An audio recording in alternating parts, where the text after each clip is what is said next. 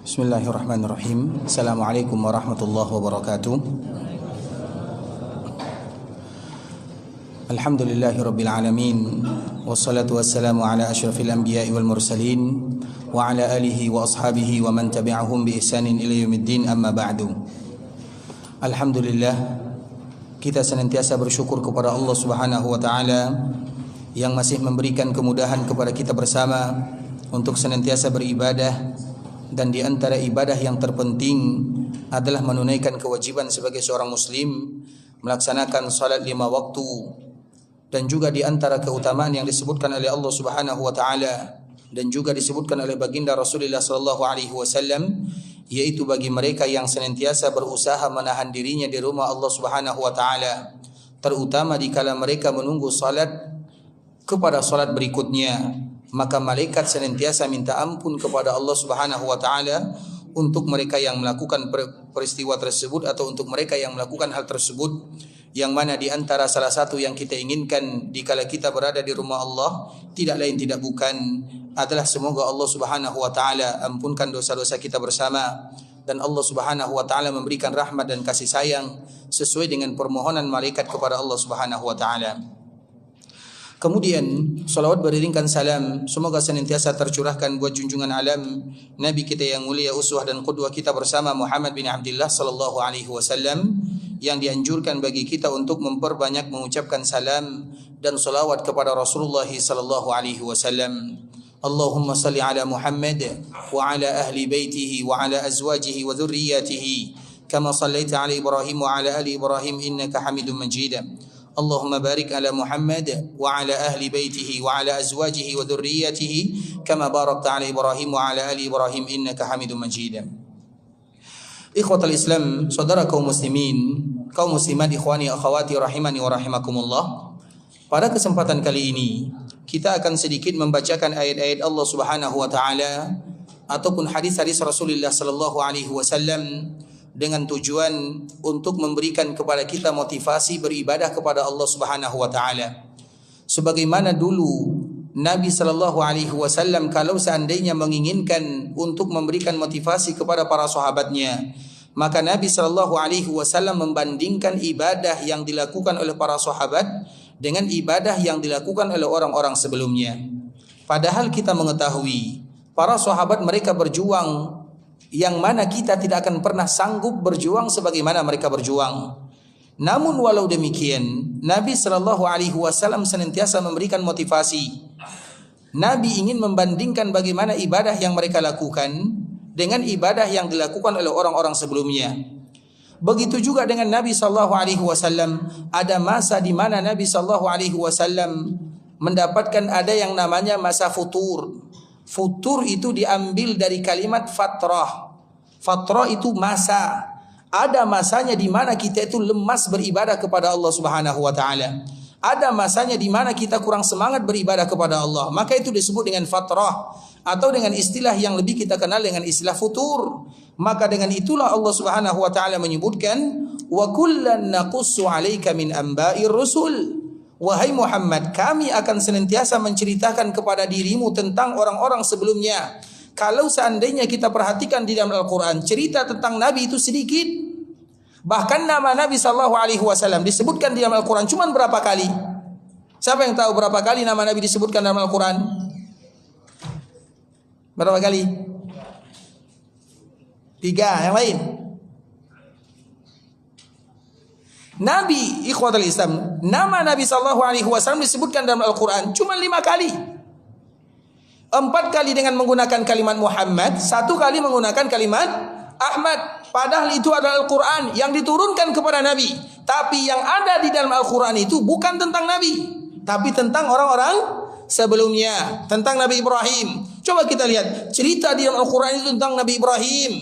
Sehingga kalimat atau cerita Nabi Ibrahim disebutkan dalam Al-Quran hampir 70 kali. Nabi Ibrahim, Nabi Musa, yang mana jarak antara Nabi Ibrahim dengan Nabi Musa 700 tahun kurang lebih.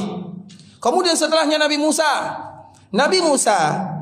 disebutkan oleh Allah Subhanahu wa taala ceritanya, perjuangannya, pengorbanannya di dalam Al-Quran kurang lebih 136 kali, banyak sekali. Makanya di dalam Al-Quran Musa. Begitu juga tentang Nabi Isa. Jarak Nabi Musa dengan Isa kurang lebih 500 tahun.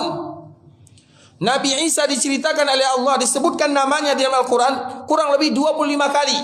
Kemudian antara Nabi Isa dengan Nabi Muhammad SAW yang jaraknya kurang lebih 600 tahun, baru disebutkan yang namanya Muhammad, dan itu hanya 5 kali sahaja.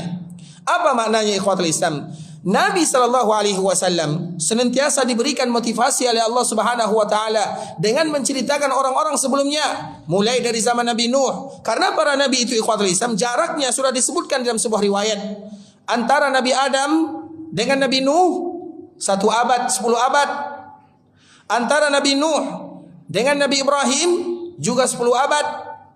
Antara Nabi Ibrahim dengan Nabi Musa berapa tadi kita sebutkan? 700. Antara Nabi Musa dengan Nabi Isa 500 tahun. Antara Nabi Isa dengan Nabi Muhammad 600 tahun. Sesuatu yang masyhur. Tapi kalau seandainya kita perhatikan cerita tentang Nabi sedikit dan cerita tentang nabi-nabi sebelumnya itu sangat dan amat banyak sekali. Kenapa demikian? Karena Allah Subhanahu wa taala menginginkan Nabi senantiasa semangat beribadah dan semangat menyampaikan motivasi kepada umatnya.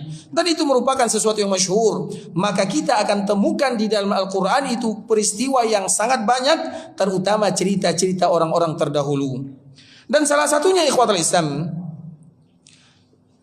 kebanyakan kita sudah mengetahui, tapi kita ingin mengambil pelajaran sedikit demi sedikit dari apa yang disebutkan oleh Allah Subhanahu wa taala dalam Al-Qur'an. Dan salah satunya adalah kisah yang kita kenal dengan Ashabul Kahfi. Kisah Ashabul Kahfi ini tidak banyak diceritakan oleh Allah Subhanahu wa taala. Tapi kalau seandainya kita lihat pemaparan para ulama, maka akan dikumpulkan peristiwa dan manfaat yang sangat banyak sekali. Allah Subhanahu wa taala menyebutkan secara umum. Dan Allah Subhanahu wa taala setelah menyebutkan secara umum, Allah pun memberikan perincian tentang apa yang terjadi terhadap Ashabul Kahfi tersebut. Secara umum ikhwatul Islam, apa kata Allah Azza wa Jalla? Am hasibta anna ashabal kahfi war raqim kanu min ayatina ajaba? Apakah kalian melihat, tidakkah kalian memperhatikan, am hasibta anna ashabal kahfi war raqim kanu min ayatina ajaba? Tidakkah kalian tahu bahwa peristiwa yang melanda Ashabul Kahfi adalah peristiwa yang menakjubkan? Apa maknanya? Seolah-olah Allah Subhanahu wa taala mengatakan, kalau peristiwa ini menakjubkan, maka tak cari tahu, baca, telusuri, pelajari, ambil faedah darinya.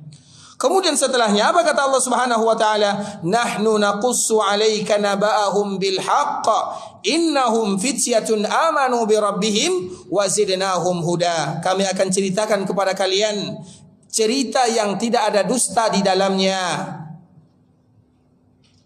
Siapa mereka? Innahum fityah. Mereka itu adalah fityah. Apa makna fityah? Fata. Apa makna fata? Fata itu mereka yang belum lagi dewasa. Karena kalau orang sudah tua, ketika mereka beribadah, maka itu sesuatu yang biasa. Tapi kalau para pemuda yang belum dewasa, dikala mereka beribadah, maka itu adalah sesuatu yang luar biasa. Kenapa demikian? Karena masa mereka itu adalah masa di mana mereka harus bermain-main, mereka semangat mencari dunia, tapi mereka korbankan semuanya. Maka itulah yang disebutkan oleh Allah Subhanahu wa taala, innahum fityah. Mereka itu masih pemuda, belum lagi dewasa. Tapi mereka korbankan kehidupannya untuk mencari keridhaan Allah Subhanahu wa taala. Apa yang terjadi? Warabatna ala qulubihim. Ketika kami mengikat hati mereka. Apa makna Allah Subhanahu wa taala mengikat hati? Karena hati kita ini ikhwatul Islam disebutkan oleh para ulama, hati itu bahasa Arabnya adalah qalbun. Qalbun itu hati. Hati itu artinya berbolak-balik. Bagaimana hati itu berbolak-balik? Disebutkan kiasan, kalau seandainya ada di antara kita yang melihat air dipanaskan, betul-betul panas sampai mendidih, kemudian maka air itu akan, apa bahasa kitanya? Kalau air dipanaskan, manggelogak bahasa Acu, bahasa kitanya mendidih. Kita lihat air kalau mendidih, apa yang terjadi? Apakah air itu akan menetap? Bagaimana dia berputar? Air dikala mendidih bagaimana berputarnya? Cepat atau lambat? Air yang mendidih cepat atau lambat? Cepat sekali ikhwatul Islam. Makanya dia berputar. Apa kata para ulama? Hati kita lebih cepat berputarnya daripada air yang mendidih.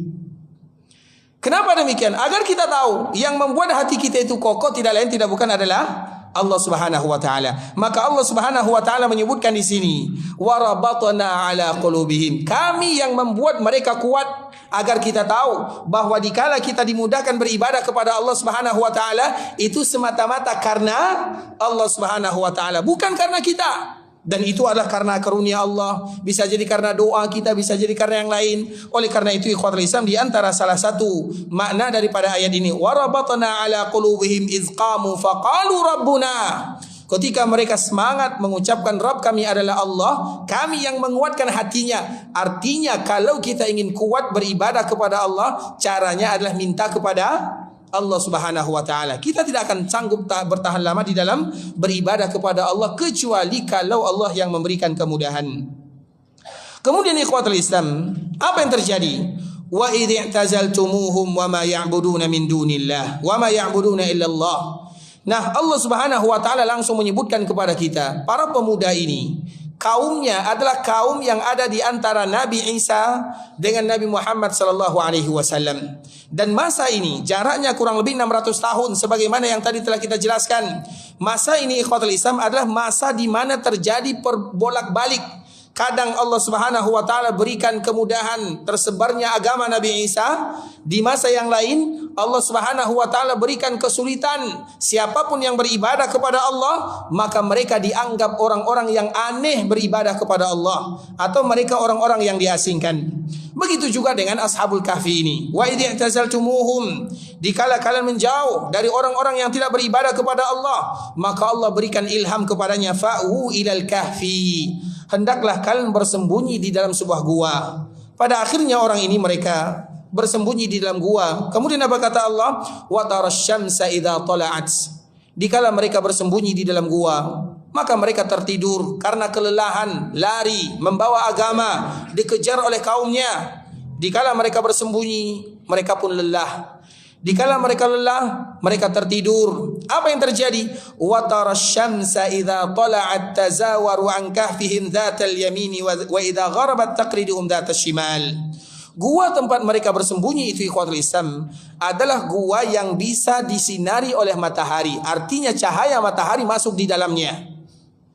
Kemudian dikala matahari ini terbit, maka menyinari bagian kirinya.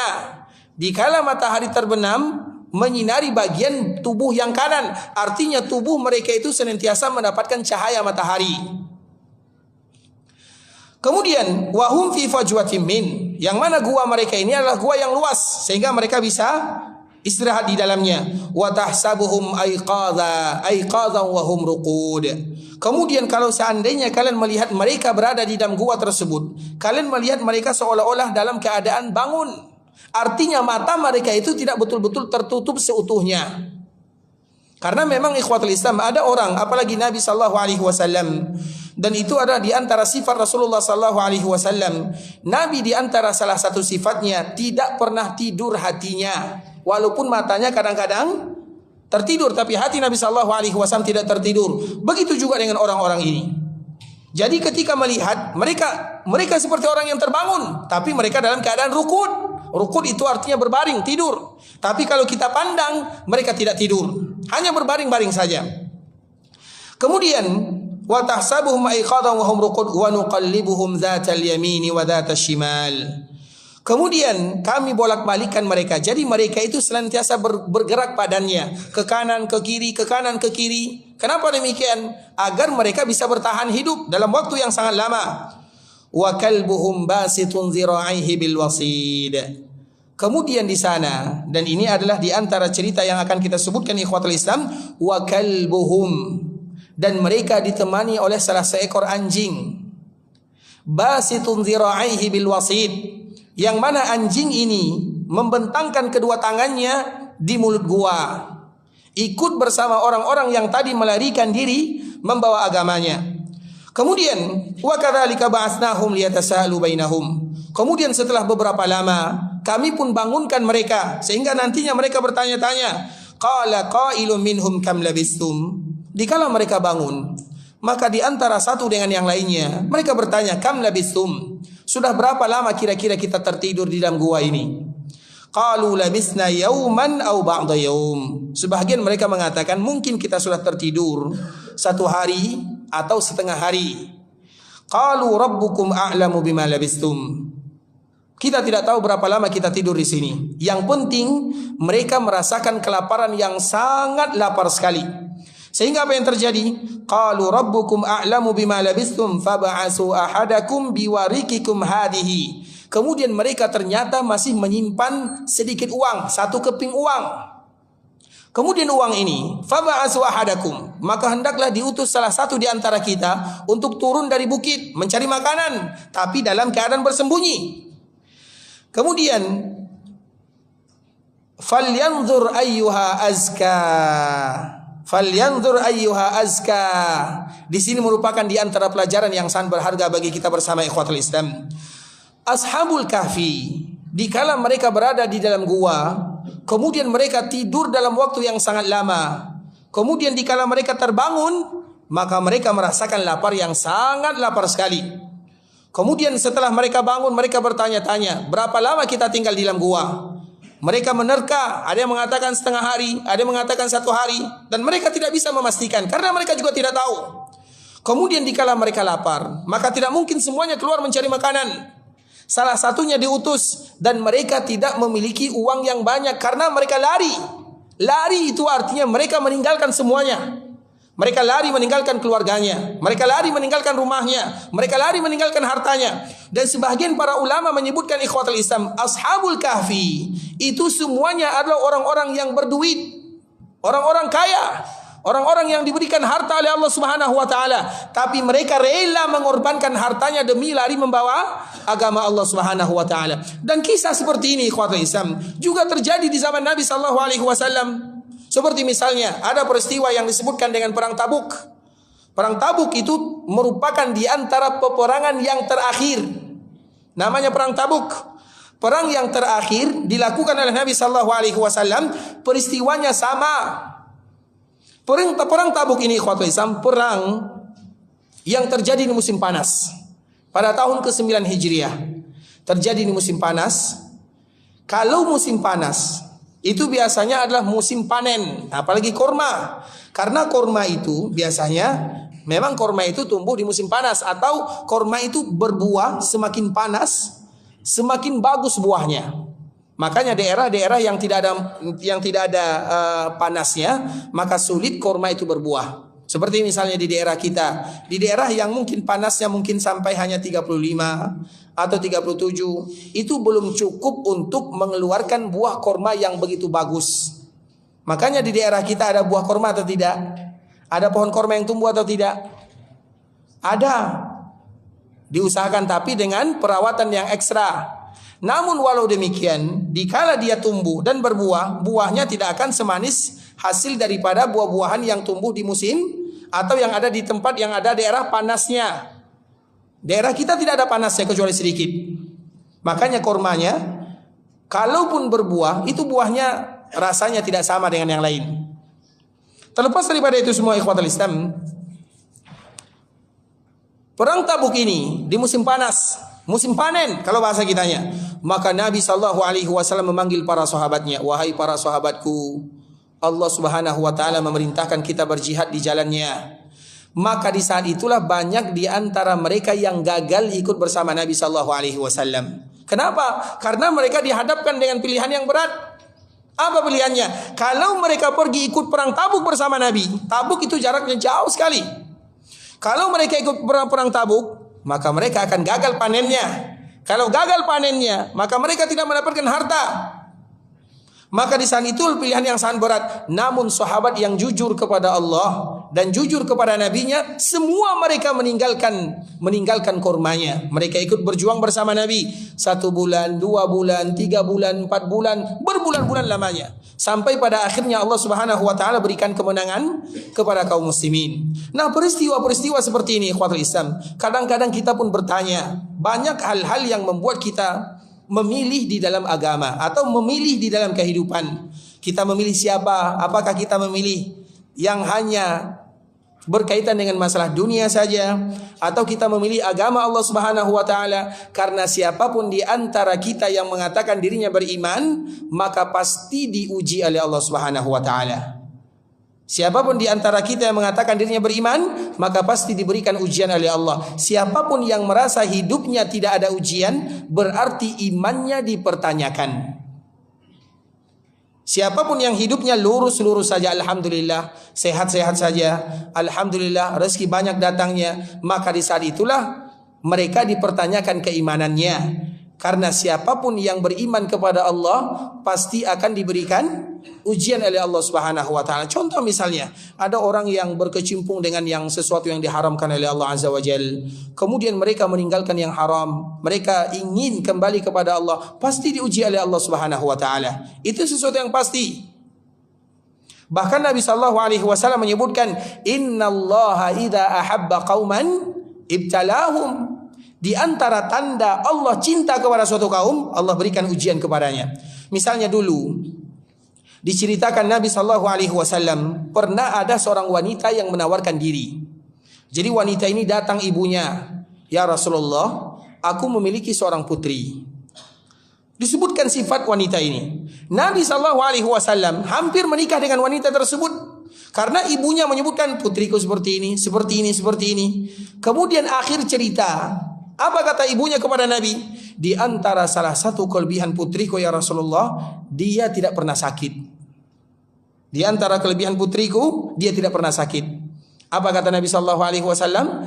Kalau demikian, kami tidak memerlukannya. Artinya Nabi sallallahu alaihi wasallam tidak jadi menikahi wanita tersebut karena dia tidak pernah sakit. Apa maknanya? Karena orang yang tidak pernah sakit berarti Allah sayang atau tidak? Sayang atau tidak? Susah jawabannya ya. Begitu juga dikala Nabi SAW duduk bersama para sahabatnya. Apa kata Nabi? Ini kalimat yang berat. Siapapun di antara kalian yang ingin melihat penduduk neraka, maka lihatlah orang yang akan datang. Nabi sedang duduk. Tiba-tiba datang salah seorang yang berbadan kekar, kuat. Kemudian di saat itulah para sahabat mereka menoleh semuanya. Karena Nabi mengatakan yang datang ini adalah di antara penduduk neraka Allah Azza wa Jal. Ternyata alasannya ikhwatul Islam, karena laki-laki ini tidak pernah sakit. Makanya kalau ada di antara kita yang tidak pernah sakit, itu tanda Allah sayang atau tidak? Berarti kita suka sakit atau tidak? Susah jawabannya ya. Makanya Allah Subhanahu wa taala menyebutkan ikhwatul Islam, "Innallaha idza ahabba qauman ibtalahum." Allah kalau suka kepada suatu kaum, Allah berikan ujian untuk menunjukkan siapa di antara mereka yang betul-betul kembali karena Allah atau kembali karena tujuan dunia. Karena banyak di antara manusia yang mereka berbuat untuk agama, tapi tujuannya bukan untuk agama, untuk dunia. Sehingga di dalam ayat ini seolah-olah Allah Subhanahu wa taala menceritakan Ashabul Kahfi, mereka betul-betul berbuat untuk Allah sehingga mereka meninggalkan dunianya. Bukan berarti mereka tidak mau dari dunia, tidak, tapi mereka terpaksa meninggalkan dunianya karena tidak ada pilihan yang lain. Sehingga dikala mereka berada di dalam gua, mereka membawa perbekalan yang sedikit, dan itu sama dengan orang-orang muhajirin. Orang-orang muhajirin ikhwatul Islam, dikala mereka meninggalkan Mekah menuju Madinah, mereka semuanya menjadi fakir. Tahu kita apa makna fakir? Fakir itu artinya adalah orang yang di bawah miskin. Di bawah miskin namanya fakir. Mereka yang tidak bisa memenuhi separuh daripada kebutuhan hidupnya disebut dengan fakir. Dan itu rata-rata adalah orang-orang muhajirin. Dan Allah menyebutkan lil fuqara'il muhajirin alladzina ukhriju. Tidakkah kalian ingat orang-orang fakir dari kalangan muhajirin? Orang muhajirin, orang Mekah itu kaya-kaya. Tapi dikala mereka hijrah ke kota Madinah, kekayaannya terpaksa mereka tinggalkan. Contoh misalnya, Suhaib Rumi. Suhaib itu adalah salah seorang yang tinggal di Mekah Al-Mukarramah, dan dia memiliki kekayaan yang luar biasa banyaknya. Kemudian dikala dia ingin hijrah ke kota Madinah, maka orang-orang Mekah mengatakan, wahai Suhaib, tidak mungkin kamu hijrah dengan membawa hartamu. Tidak mungkin kamu keluar dari Mekah sedangkan engkau mendapatkan kekayaan ini di Mekah. Apa kata Suhaib? Wahai orang-orang Mekah, maukah aku tawarkan kepada kalian tawaran yang sangat luar biasa? Maka orang Mekah mengatakan, apa tawarannya? Aku tinggalkan untuk kalian semua harta yang aku punya dengan syarat kalian biarkan aku hijrah ke kota Madinah. Orang-orang Mekah mereka menerima syaratnya karena harta sudah ditawarkan kepada dirinya.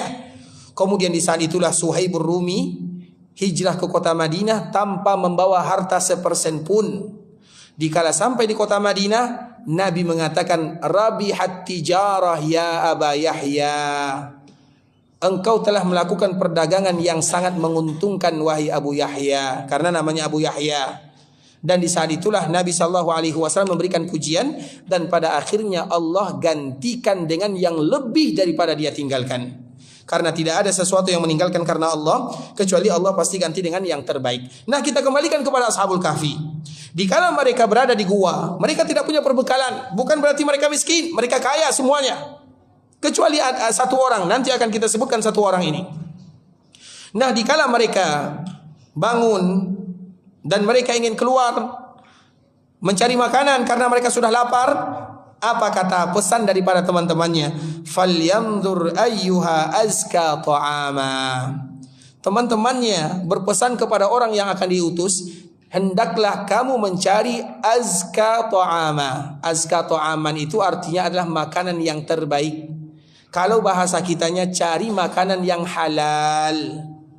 Sehingga dari sinilah para ulama menyebutkan, dan itu diambil dari firman Allah Azza wa Jal, siapapun di antara kita yang ingin beribadah dan dimudahkan ibadahnya kepada Allah, dimudahkan dia salat, dimudahkan dia puasa, dimudahkan dia baca Quran, dimudahkan dia berdoa, dimudahkan dia berzikir, maka syarat yang pertama, lihat hartanya apakah terbaik atau tidak.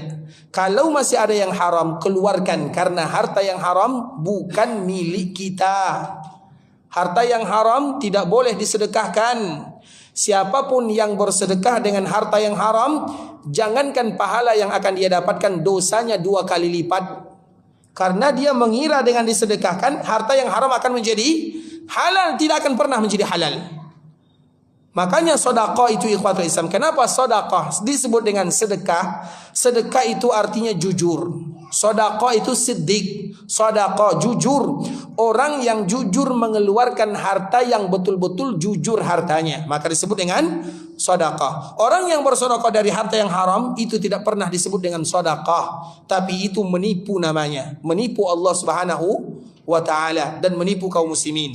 Makanya kalau ada orang yang mengambil harta yang bukan miliknya, kemudian dia bersedekah, itulah penipuan yang luar biasa di dalam agama Allah Subhanahu wa taala, karena tidak disebut dengan sedekah.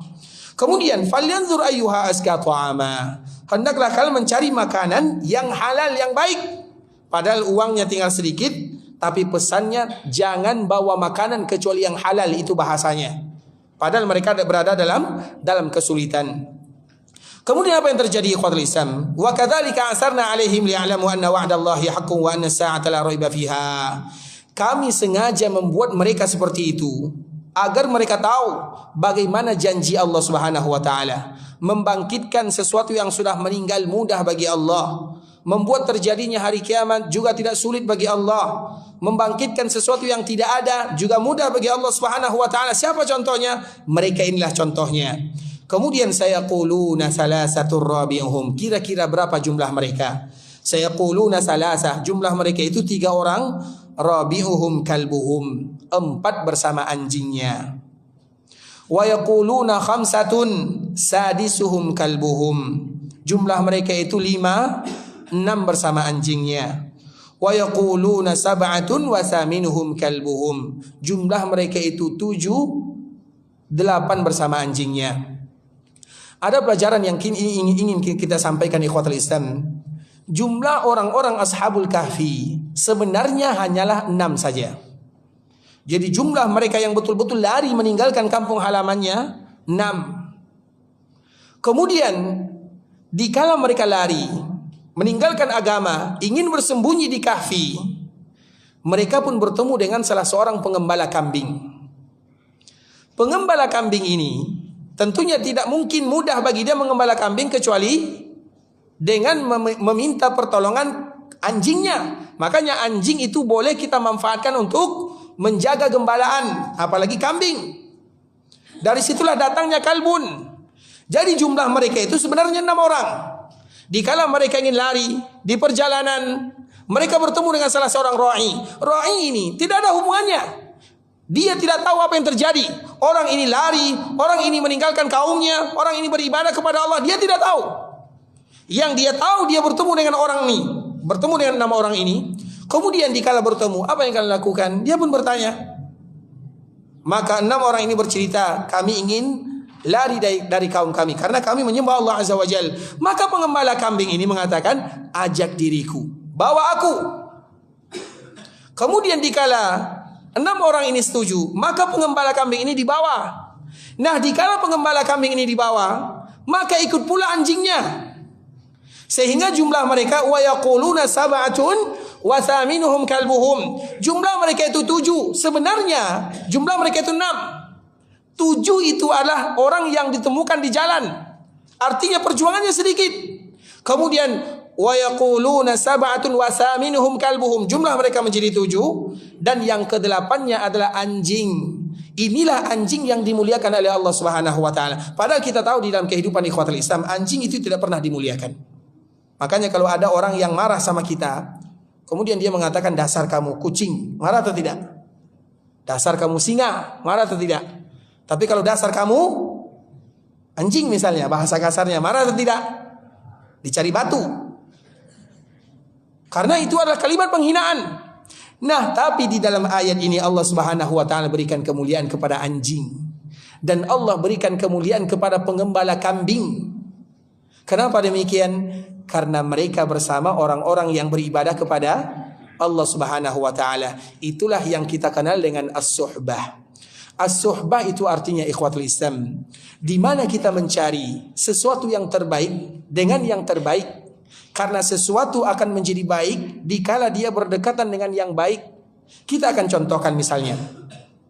Sekarang kita berada di bulan Syawal. Bulan Syawal adalah bulan yang terbaik setelah bulan Ramadan. Alasannya mudah, karena dia berdampingan dengan bulan yang terbaik. Jadi bulan yang terbaik, semua kita sepakat bahwa bulan yang terbaik adalah bulan Ramadan. Tapi apakah bulan yang terbaik setelah bulan Ramadan? Bulan Syawal. Bulan apa lagi yang terbaik di bulan setelah Ramadan? Bulan Sya'ban. Kenapa Sya'ban dan Syawal menjadi yang terbaik? Jawabannya mudah, karena dia berdampingan dengan sesuatu yang terbaik. Itulah yang disebut dengan suhbah. Kita lihat lagi kepada salat. Salat apa yang terbaik? Salat fardu. Salat yang terbaik itu adalah salat fardu, salat 5 waktu. Dan salat apakah yang terbaik setelah salat fardu? Salat yang berdampingan dengan salat yang terbaik. Jadi salat yang terbaik setelah salat fardu adalah salat rawatib atau salat malam? Salat rawatib atau salat malam? Nabi pernah menyebutkan afdalus salawati ba'dal fariḍah salatul lail. Salat yang terbaik setelah salat fardu adalah salat malam. Jadi mana yang terbaik? Rawatib atau salat apa tadi? Salat rawatib atau salat malam? Nabi mengatakan salat yang terbaik setelah fardu adalah salat malam. Nah, apa yang terbaik? Salat malam atau salat rawatib?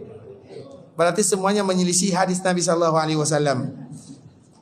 Mana yang terbaik? Baik, siapa yang bisa angkat tangan dan menjawab? Mana yang terbaik? Rawatib atau salat malam? Siapa yang bisa jawab? Silakan. Apa jawabannya? Salat sunat rawatib. Alasannya? Tapi Nabi mengatakan salat yang terbaik setelah fardu adalah salat malam. Beda kondisi, apa bedanya? Kalau salat malam dikerjakan di waktu malam, berarti salat rawatib Isya dikerjakan di waktu siang.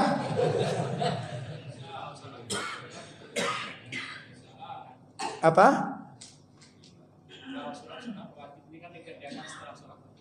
Salat wajib ada juga yang malam.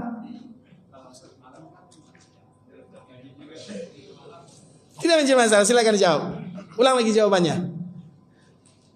Yang lain alasannya? Iya. Beda waktu. Jadi yang terbaik yang mana? Salat sunat rawatib. Salat sunat malam? Baik juga. Yang terbaik yang mana? Salat sunat rawatib. Alasannya?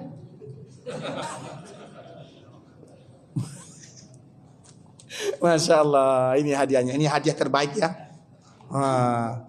Silakan.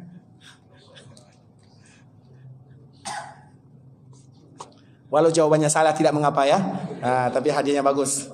Masya Allah, barakallahu fiik, Allah yahfadzu. Tapi ikhwatul Islam, kita azan dulu sebentar. Setelah azan kita lanjutkan sejenak. Semoga Allah memberikan manfaat terhadap apa yang kita sampaikan. Jazakumullahu khairan wa barakallahu fiikum.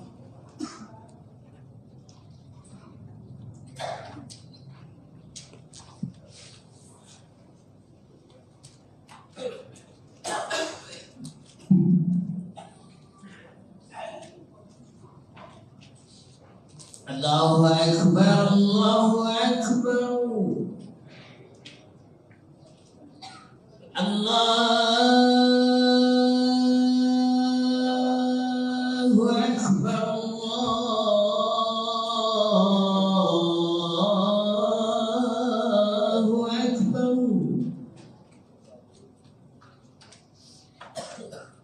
Asyhadu an la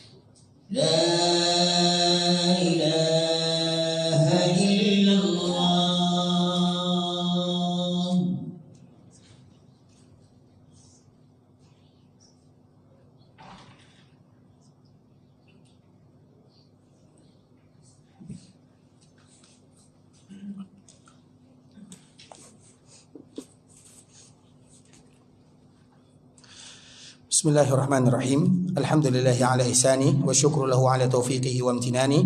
وأشهد أن لا إله إلا الله وحده لا شريك له تعظيما لشأنه وأشهد أن محمدا عبده ورسوله الداعي إلى رضوانه وصل اللهم وسلم على نبينا محمد وعلى آله وصحبه وسلم تسليما كثيرا أما بعد إخوة الإسلام saudara kaum muslimin kaum muslimat ikhwani akhwati rahimani wa rahimakumullah. Kita lanjutkan ayat yang disebutkan oleh Allah Subhanahu wa taala di dalam Al-Qur'an. Allah Subhanahu wa taala telah menyebutkan berapa jumlah mereka. Dan jumlah yang paling pasti di antara jumlah yang ada adalah 7 orang dan 8 bersama anjingnya. Namun di ujungnya Allah Subhanahu wa taala menyebutkan qur rabbi a'lamu bi'iddatihim ma ya'lamuhum illa qalil. Tapi jumlah yang sesungguhnya yang diketahui hanyalah Allah Subhanahu wa taala. Fala tumari fihim illa mira'an zahira wala tastafti fihim minhum ahada. Maka di saat itulah tidak boleh kaum muslimin mereka berdebat dalam masalah jumlah orang ini. Berapa jumlahnya itu tidak terlalu penting. Yang penting itu bagaimana kisah mereka. Mereka lari membawa agama dan bagaimana salah satu di antara mereka adalah orang yang tidak ada hubungannya, tapi mereka diselamatkan oleh Allah, diberikan mukjizat dan karunia di dalam kehidupannya hanya gara-gara dia berdekatan dengan orang-orang yang baik tersebut. Dan bahkan satu-satunya anjing yang terbaik sepanjang masa adalah anjing Ashabul Kahfi. Padahal anjing kita tahu bagaimana kedudukannya di dalam agama. Tidak boleh ada kaum muslimin yang memelihara anjing di rumahnya. Siapapun yang memelihara anjing maka satu hari hilang pahalanya 1 qirat. Kecuali untuk mengembala, untuk di sawah, untuk berburu itu lain ceritanya. Tapi kalau hanya sekedar dijadikan peliharaan di rumah maka akan menyebabkan pahala kita berkurang setiap harinya. Kemudian apa kata Allah Subhanahu wa taala? Walabithu fi kahfihim 300 sinina wazdadu tis'a.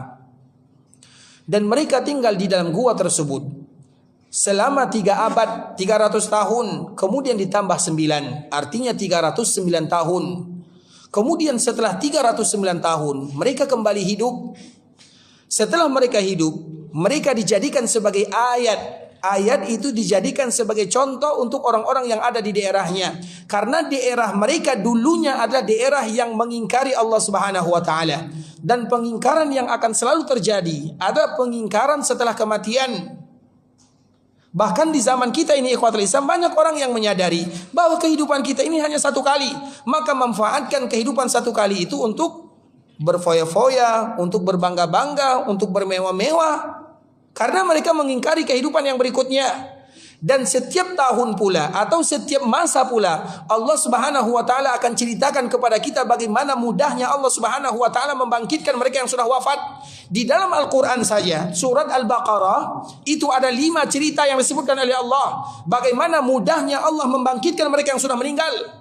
Contoh misalnya, yang pertama cerita tentang Nabi Musa. Nabi Musa ketika dipilih oleh Allah Azza wa Jalla, karena umat Nabi Musa itu adalah umat yang ingkar. Nabi Musa dipanggil oleh Allah selama 40 hari. Kemudian dalam waktu 40 hari, umat yang tadi beribadah kepada Allah, mereka beribadah kepada sapi dan lembu. Kemudian pada akhirnya Musa datang, Musa marah. Kemudian dengan kemarahan Nabi, dengan kemarahan Musa kepada kaumnya, maka Allah Subhanahu wa taala mengatakan kepada Musa, "Wahai Musa, pilihlah 70 orang dari kaummu." Kemudian Nabi Musa memilih yang terbaik, 70 orang yang terbaik. Kemudian dikala mereka diajak oleh Nabi Musa untuk berbicara dengan Allah Azza wa Jal, mendengarkan wahyu dari Allah Azza wa Jal, maka semua mereka mengatakan, "Wahai Musa, lan nu'mina laka hatta narallaha jahra." Kami tidak akan pernah beriman kepadamu sampai kami bisa melihat Allah. Maka di saat itu jugalah Allah langsung mematikan mereka semuanya. Mati semuanya. Kemudian dikala mereka mati, apa kata Nabi Musa? "Ya Allah, kalau seandainya 70 orang ini mereka adalah yang terbaik dari umatku." Jadi umat yang terbaik dari umat Nabi Musa, mereka adalah ingkar. Bagaimana yang tidak terbaiknya? Bisa dipahami? Umat yang terbaik saja begini perangainya. Umat yang terbaik dari umat Nabi Musa begini perangainya, dihukum oleh Allah, mereka mati semuanya. Kemudian apa kata Nabi Musa? "Ya Allah, kalau seandainya aku pulang tanpa membawa 70 orang ini, kalau demikian keadaan yang 70 orang ini, bagaimana keadaan mereka yang lain?" pada akhirnya Allah kembali menghidupkan mereka. Diceritakan di awal surah Al-Baqarah. Jadi di dalam surah Al-Baqarah saja itu ada 5 cerita bagaimana Allah menghidupkan orang yang sudah mati. Karena ini merupakan keyakinan yang akan selalu berdatangan orang mengingkarinya. Salah satunya sebelum Nabi Muhammad SAW. Di antara keyakinan orang-orang sebelumnya, mereka sulit mempercayainya. Bahkan di zaman Nabi, orang-orang di zaman Nabi, dikala Nabi mengatakan beribadah kepada Allah karena nanti kita akan dibangkitkan oleh Allah. Apa kata kaum Nabi SAW? Mereka ambil tulang belulang yang sudah menjadi tanah, kemudian mereka bawa di hadapan Nabi dan mengatakan, "Ya Muhammad, apakah dari tulang belulang ini kita akan dibangkitkan oleh Allah?" Maka Nabi mengatakan, "Iya, semua kita dibangkitkan oleh Allah dan kamu berada di dalam neraka jahanam." Kata Nabi SAW kepada orang yang tadi mengingkarinya. Itu juga yang disebutkan oleh Allah Subhanahu wa taala dalam ayat ini. Jadi 309 tahun mereka tidur. Kemudian Allah Subhanahu wa taala menyampaikan berita mereka kepada orang kampung tersebut, sehingga orang daerah ini karena mereka sudah mulai ragu, keraguan sudah mulai muncul. Maka mereka dihidupkan oleh Allah. Ketika mereka hidup dan orang-orang menyaksikannya, maka setelah itu mereka kembali diwafatkan oleh Allah Subhanahu wa taala. Jadi hidup mereka itu tidak lama. Paling tidak hanya 3 atau 2 hari atau 3 hari sahaja. Setelah 2 hari atau 3 hari, mereka pun pada akhirnya meninggal. Kemudian dikala mereka meninggal, yang 7 orang ini, anjing-anjingnya juga mati. Jadi yang 7 orang ini pada akhirnya semuanya mereka meninggal. Tugas Allah atau tujuan Allah menghidupkan mereka, meyakinkan kaumnya atau meyakinkan orang-orang yang ada di zamannya bahwa terlalu mudah bagi Allah untuk menghidupkan orang yang sudah meninggal. Itu tujuan daripada Allah Subhanahu wa taala memberikan mukjizat kepada mereka semua. Kemudian apa yang terjadi? Wa kadzalika asarna 'alaihim liya'lamu anna wa'dallahi haqqun wa anna as-sa'ata la raiba fiha idz yatanaza'una bainahum amrahum. Itu adalah cara Allah Subhanahu wa taala untuk menghilangkan keraguan-raguan dari manusia bahwa kita semuanya akan mati dan kita semua akan dibangkitkan oleh Allah dan kita akan memiliki kehidupan yang berikutnya. Inilah ayatnya. Kemudian iz yatanaza'una bainahum amrahum. Setelah kalian mendengarkan cerita ini, jangan lagi kalian ragu di dalamnya. Faqalu bunu 'alaihim bunyana. Di saat itulah dikala mereka sudah meninggal, apa kata orang-orang yang ada di zamannya? Ubnu 'alaihim bunyana. Kita harus membangun perkuburan mereka, itu harus dibangun. Rabbuhum a'lamu bihim qala alladziina ghalabu 'ala amrihim lanattakhidanna 'alaihim masjida. Dan orang-orang yang melampau, ghalabu itu artinya berlebih-lebihan. Qala alladziina ghalabu 'ala amrihim lanattakhidanna 'alaihim masjida. Kami akan jadikan perkuburan mereka itu sebagai masjid. Apa makna masjid? Makna masjid itu ikhwatul Islam banyak maknanya. Yang pertama, tempat dijadikan ibadah. Apapun tempat yang dijadikan ibadah maka dinamakan dengan masjid.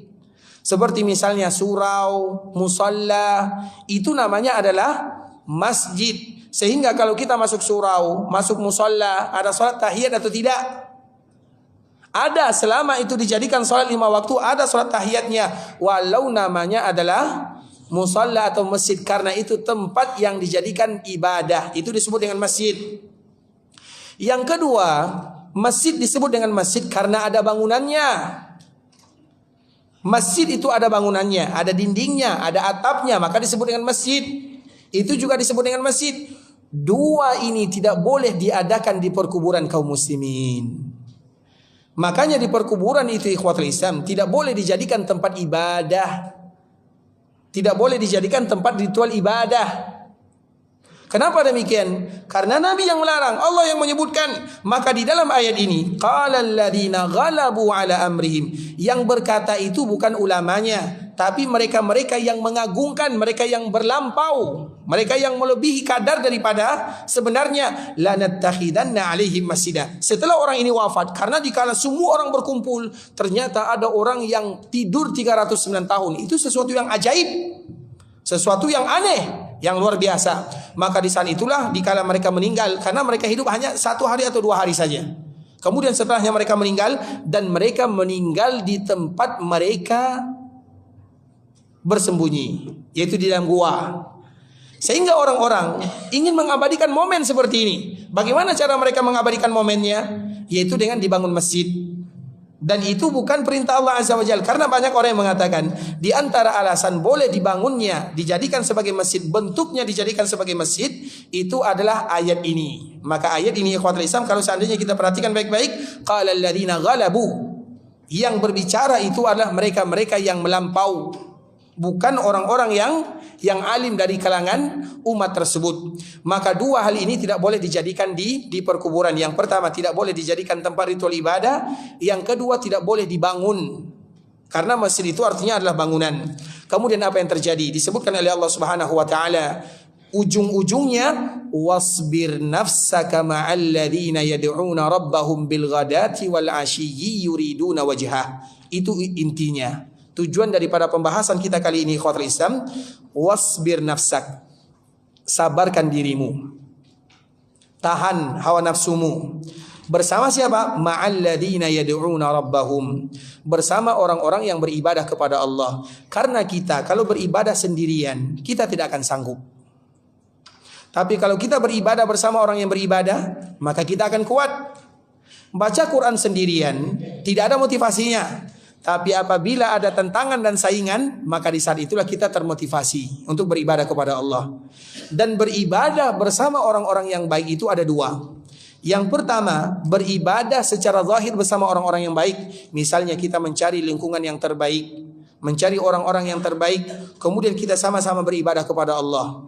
Yang kedua adalah beribadah bersama orang-orang yang baik melalui kisah-kisah yang disebutkan oleh Allah. Kadang-kadang ada orang yang beribadah, dia tetap semangat padahal dia sendirian. Tapi ingat, di dalam hatinya ada kisah, ada cerita, ada perbandingan tentang orang-orang yang beribadah kepada Allah Subhanahu wa taala. Maka itulah disebut dengan as-suhbah. Maka sesuatu yang terbaik bergandengan dengan yang terbaik. Sesuatu yang terbaik akan bergandengan dengan yang terbaik. Tadi kita contohkan Syawal, kenapa menjadi bulan yang terbaik? Karena bergandengan dengan Ramadan. Maka Syawal itu adalah tempat kita beribadah. Bukan berarti di bulan yang lain kita tidak beribadah, tapi Syawal itu adalah bulan yang terbaik. Sebagaimana Sya'ban juga bulan yang terbaik, karena Ramadan adalah bulan yang terbaik. Sama dengan sholat sunnah, yang terbaik adalah sholat sunat rawatib. Bukan berarti sholat malam tidak terbaik. Sholat sunat rawatib yang terbaik. Kenapa yang terbaik? Sholat sunat rawatib itu adalah sholat sunat muqayyad yang terbaik. Salat sunat muqayyad itu artinya adalah salat sunat yang ada namanya. Sedangkan salat malam juga salat yang terbaik, tapi terbaiknya karena salat malam itu adalah salat sunat mutlak. Jadi salat sunat itu ada dua. Ada salat sunat muqayyad yang terikat, yang ada namanya. Yang kedua ada salat sunat mutlak yang tidak ada namanya. Salat malam itu tidak ada namanya. Salat malam itu tidak ada namanya. Maka Nabi mengatakan salat yang terbaik setelah salat fardu adalah salat malam. Artinya salat sunat mutlak yang terbaik adalah salat di malam hari.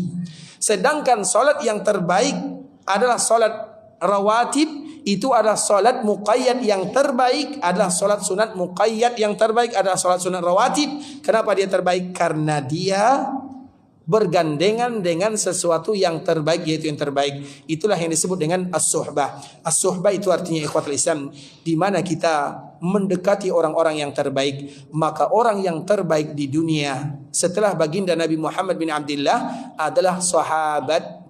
Kenapa mereka yang terbaik? Karena mereka berkawan dengan manusia yang terbaik. Maka mereka disebut dengan sahabat. Sahabat disebut dengan sahabat karena mereka berteman dengan Nabi, mereka melihat Nabi, mereka beriman dengan Nabi, maka mereka pun menjadi manusia yang terbaik. Artinya kalau kita ingin menjadi yang terbaik, maka carilah orang-orang yang terbaik, karena aura positif akan memancarkan kebaikan dan aura negatif akan memancarkan keburukan. Dan itulah makna daripada hadis Nabi SAW, masalul jalis salih, ibarat teman yang baik, kahamilil misk, yaitu ibarat orang yang menjual minyak wangi. Menjual minyak wangi, yang kita dapatkan adalah wanginya, atau kita ditawari minyak wanginya. Karena apabila ada orang yang menawari minyak wangi, tidak boleh ditolak. Ada beberapa perkara yang tidak boleh ditolak. Salah satunya adalah menawarkan minyak wangi. Khafiful mahmal kata Nabi sallallahu alaihi wasallam. Artinya semua kemungkinan terbaik. Sedangkan orang yang berkawan dengan orang-orang yang tidak baik, maka seperti kanafihil kir, yaitu orang yang pandai besi. Dia mendapatkan panasnya, atau bisa jadi pakaiannya terbakar, atau dia mendapatkan aura-aura negatif yang lainnya. Barakallahu fikum ikhwatul Islam. Itulah makna daripada kata-kata as-suhbah. As-suhbah itu artinya sahabi, sahaba, sahiba. Sahiba itu artinya berkawanlah, carilah orang-orang yang baik agar kita tetap semangat di dalam beribadah kepada Allah. Teman yang baik, lingkungan yang bagus, maka itu merupakan di antara kewajiban yang harus kita lakukan agar Allah berikan kemudahan untuk senantiasa beribadah kepadanya. Wallahu ta'ala alam. Semoga Allah subhanahu wa ta'ala ampunkan dosa kita bersama. Allah berikan kemudahan dalam kehidupan dan Allah lancarkan urusan kita. Dan sebelum kita tutup ikhwatul Islam, kalau seandainya ada di antara kita yang bertanya, maka kami persilahkan. Jazakumullahu khairan. Baik, kalau ada yang bertanya kami persilahkan.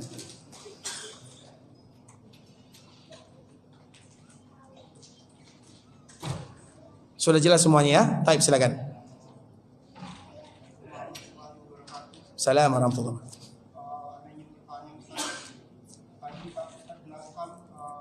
Pemuda-pemuda tersebut belum dewasa. Kalau mengajarkan seperti Muhammad Al-Fatih, Muhammad bin Zaid, rata-rata mereka pemuda-pemuda, tapi sudah memiliki kelebihan. Tapi kalau kita berkaca dengan pemuda zaman sekarang, kadang kita miris, Ustaz. Saya mau tanya apa penyebab kemunduran pemuda-pemuda zaman sekarang, Ustaz, dibanding dengan zaman dahulu.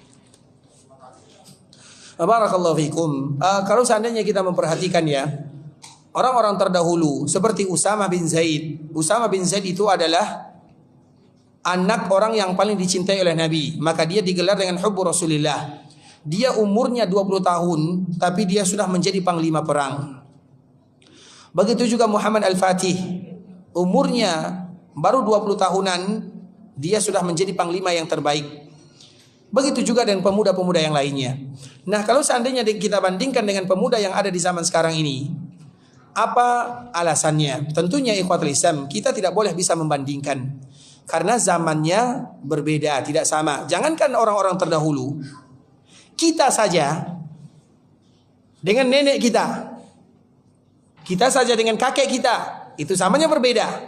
Kakek nenek kita biasanya bangun malam jam berapa? Jam 3 mereka sudah bangun. Kemudian mereka mandi. Kemudian mereka sholat subuh. Kemudian pergi ke ladang. Kalau kita jam 3 ngapain? Ngorok. Beda zamannya. Kalau kita bangun, apa yang pertama kali kita cari? Handphone. Kalau orang tua kita terdahulu, apa yang mereka cari? Al-Quran. Jadi tidak usah jauh-jauh kita bandingkan di zaman-zaman sebelumnya. Zaman kakek kita saja, maka kita sudah berbeda. Apa yang menyebabkan perbedaan? Yang menyebabkan yang pertama, zaman itu berbeda. Zaman orang terdahulu, jangankan 20 tahun, Abdullah bin Umar, dikala terjadi perang Badar,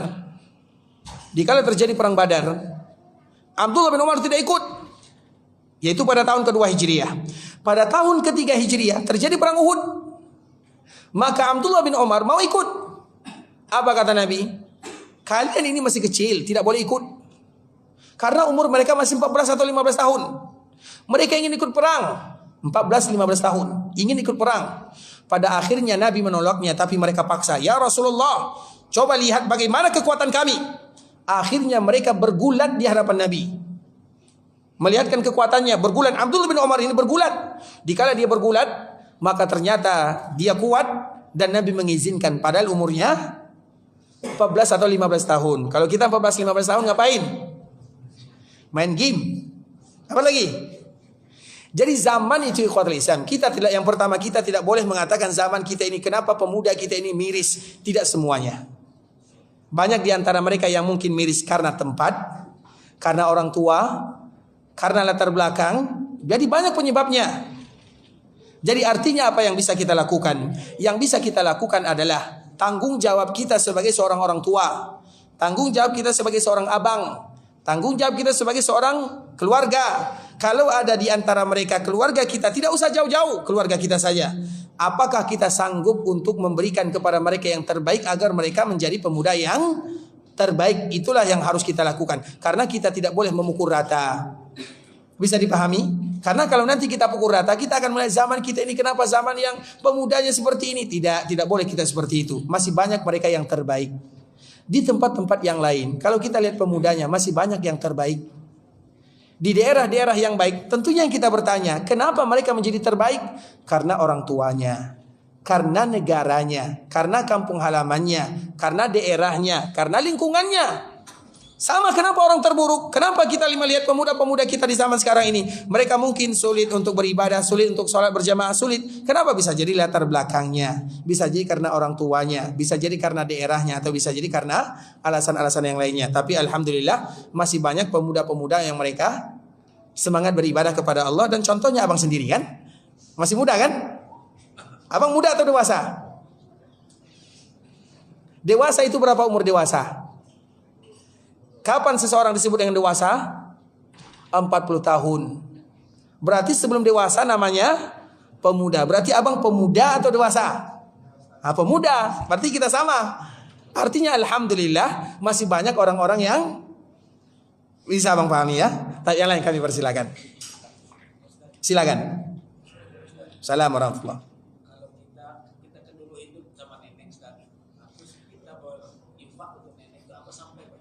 Baik, berinfak atas nama nenek sampai atau tidak? Nenek kita masih hidup atau sudah meninggal? 3 ibadah yang para ulama sepakat kalau ibadah ini pasti sampai untuk orang yang meninggal. Baik itu mereka keluarga dekat, keluarga jauh, atau mereka yang tidak ada hubungan keluarga dengan kita. Semuanya sampai. Yang pertama adalah sedekah. Apapun namanya, sedekah, infak. Misalnya, saya bersedekah untuk orang yang meninggal. Siapa orang yang meninggal itu? Saya tidak tahu. Sampai atau tidak? Sampai. Apalagi kepada keluarga sendiri. Kalau untuk orang lain sampai, apalagi untuk keluarga sendiri. Yang kedua, yang sampai itu adalah puasa. Pasti sampainya. Yang ketiga yang sampai itu adalah badal haji atau badal umrah. Maka 3 ibadah ini para ulama semuanya sepakat bahwa ibadah ini sampai apabila dihadiahkan kepada orang lain. Badal misalnya, abang pergi melaksanakan ibadah haji. Abang alhamdulillah sudah pernah melaksanakan ibadah haji. Kemudian abang mengatakan saya dulu pernah teman satu SD, saya lupa namanya. Kemudian abang mengatakan saya badal haji untuk teman saya. Sampai atau tidak? Sampai. Dan 3 ibadah ini sepakat para ulama semuanya sampai. Sisanya tidak disepakati. Seperti misalnya baca Quran. Saya baca Quran dan saya hadiahkan kepada orang lain. Sampai atau tidak?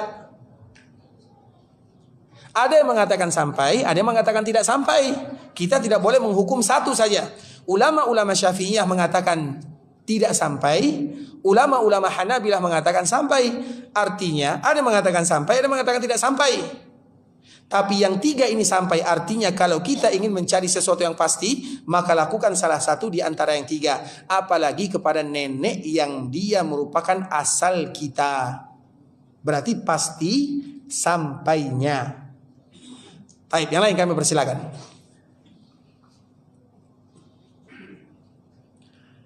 Ada lagi?